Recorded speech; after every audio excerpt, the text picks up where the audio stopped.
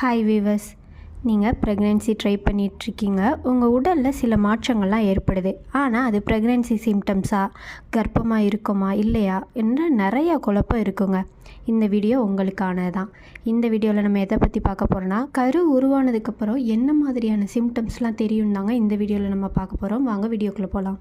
இந்த மாதிரி பயனுள்ள வீடியோலாம் பார்க்க நம்ம சேனலை சப்ஸ்கிரைப் பண்ணி பக்கத்தில் இருக்க பெல் ஐக்கானை கிளிக் பண்ணுங்கள். அப்போ தான் நாங்கள் போடுற வீடியோவில் உங்களுக்கு நோட்டிஃபிகேஷனாக வரும்.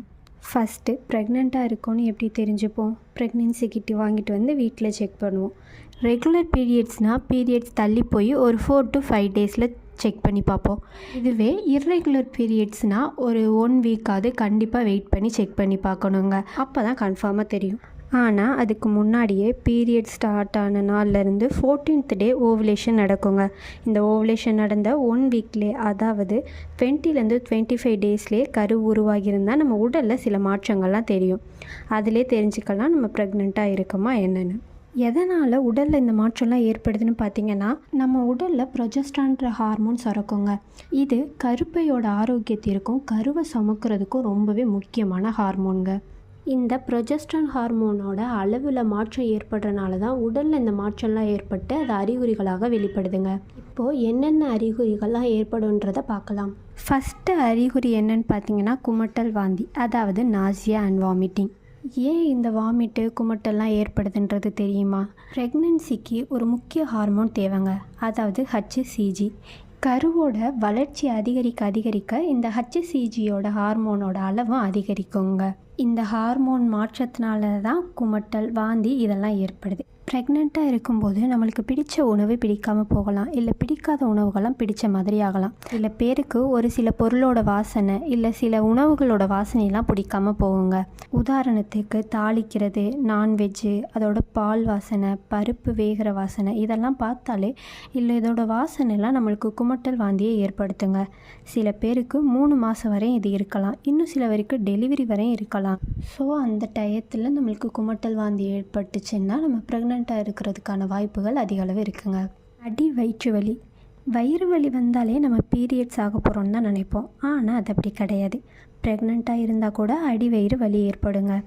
இந்த வயிறு வலி அதிகமாக இருக்காதுங்க, அப்பப்போ விட்டு மைல்டு பெயினாக தான் இருக்கும். இது எதனாலனா, கர்ப்பப்பையில் கரு தங்க ஆரம்பித்த உடனே கர்ப்பப்பை விரிவடைய தொடங்குங்க. இதனால தான் அப்பப்போ சின்ன வலி ஏற்படுது. லேசான வயிற்று வலி ஏற்பட்டுச்சா கண்டிப்பாக நீங்கள் ப்ரெக்னெண்ட்டாக இருக்கீங்கன்னு அர்த்தங்க. இரத்த கசிவு, அதாவது ஸ்பாட்டிங் அண்ட் ப்ளீடிங் ஆச்சுன்னா பீரியட் ஆச்சோன்னு நினச்சி பயப்பட வேணாங்க. சில பேருக்கு கருப்பையில் போய் கரு உட்காரும் போது இரத்த கசிவு ஏற்பட வாய்ப்பு இருக்குதுங்க. இந்த ப்ளீடிங் எப்படி இருக்குன்னு பார்த்தீங்கன்னா, ரொம்ப ஹெவி ப்ளீடிங்காக இருக்காதுங்க. ஒரு 4-5 ட்ராப்ஸ் அந்த மாதிரி தான் இருக்கும். ஃபஸ்ட்டு 3 மந்த்தில் இது காமன் தாங்க. ஆனால் ப்ளீடிங்கோட அளவை பொறுத்து அதை நீங்கள் டாக்டர்கிட்ட செக் பண்ணிக்கிறது ரொம்ப நல்லதுங்க. அடிக்கடி சிறுநீர் கழித்தல். நார்மலாக நம்ம யூரின் போகிறத விட ப்ரெக்னென்சி டைமில் அடிக்கடி யூரின் போவாங்க. இதுக்கு என்ன காரணம்னு பார்த்தீங்கன்னா, கருவானது கர்ப்பப்பையில் தாங்க வளரும். கரு வளர இந்த கர்ப்பப்பை சிறுநீர் பையை தள்ள தொடங்குங்க.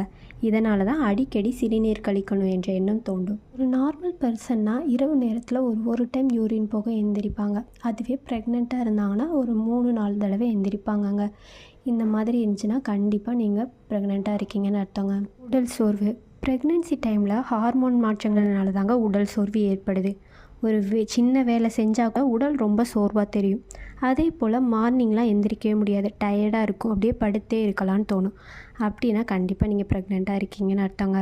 எதனால் இப்படி ஏற்படுதுன்னு பார்த்தீங்கன்னா, ப்ரெக்னென்சி டைமில் ப்ரொஜெஸ்ட்ரான் ஹார்மோன் சுரக்குங்க. இந்த ப்ரொஜெஸ்ட்ரானோட அளவு அதிகரிக்கும் போது உடல் சோர்வு ஏற்படுதுங்க. இது ஃபஸ்ட்டு 3 மாதம் வரை அதிக அளவு இருக்குங்க.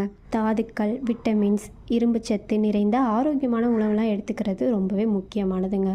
உடல் வெப்பநிலை அதிகரித்தல். நார்மல் பாடி டெம்பரேச்சரை விட கன்சீவாக இருக்கும்போது பாடி டெம்பரேச்சர் அதிக அளவு இருக்குங்க. கரு தங்குற நேரத்தில் காய்ச்சல், சோர்வு இதெல்லாம் ஏற்படுங்க. ஸோ பாடி டெம்பரேச்சர் அதிகமாக இருக்குது, ஃபீவராக இருக்குன்னா கண்டிப்பாக நீங்கள் ப்ரெக்னெண்ட்டாக இருக்கீங்கன்னு அர்த்தங்க. தலைவலி. நான் சொன்ன மாதிரி இந்த ஹார்மோன்கள் அளவில் மாற்றங்கள் ஏற்படும் போது தலைவலி ஏற்படுதுங்க. உடல் சோர்வு, தூக்கமின்மை இந்த பிரச்சனைலாம் அந்த டயத்தில் கொஞ்சம் அதிகமாகவே இருக்கும். அதனால தான் அதிக அளவு தலைவலி ஏற்படுதுங்க. கன்சீவாக இருக்கும்போது அதிக அளவு தண்ணி குடிங்க. நீர்ச்சத்து அதிகம் உள்ள உணவுகள், இரும்புச்சத்து, நார்ச்சத்து இதெல்லாம் அதிக அளவு எடுத்துக்கோங்கங்க. அப்போ தான் நீங்களும் ஆரோக்கியமாக இருக்கலாம். கருவில் இருக்க குழந்தையோட வளர்ச்சிக்கும் அது உதவுங்க. இப்போ நான் சொன்ன அறிகுறிகள்லாம் உங்களுக்கு இருந்துச்சுன்னா 100% நீங்கள் ப்ரெக்னெண்ட்டாக இருக்க வாய்ப்பு இருக்குதுங்க. இந்த கர்ப்பகால அறிகுறிகள் எல்லாருக்கும் ஏற்படுறது கிடையாதுங்க. ஒரு சிலருக்கு எல்லா அறிகுறியுமே இருக்கும். ஒரு சிலருக்கு ஒரு சில அறிகுறி மட்டும் இருக்கும்.